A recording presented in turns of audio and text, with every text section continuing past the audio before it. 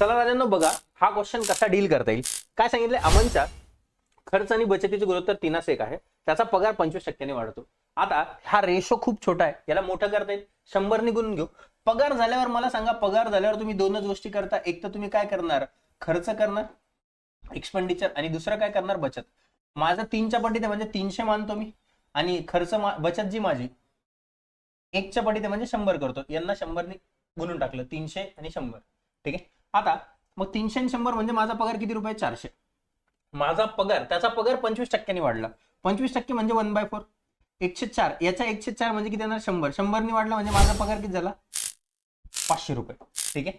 आता पुढची गोष्ट बघा काय सांगितले, आणि त्याची बचत 10% वाढली. बचत 10%. 100 रुपये पहिले बचत होती, आता 10%. 100चे 10% 10, 110 होणार. तर मला सांगा ना, 500 मधून 110 गेले किती येणार, 390. हा माझा काय असणार तेव्हाचा खर्च.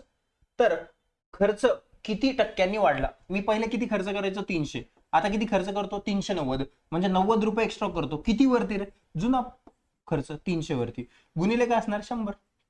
हे 2 शून्य, हे 2 शून्य कटले. 3 1 3, 3 3 9, 30%. म्हणजे माझा खर्च 30%नी वाढला.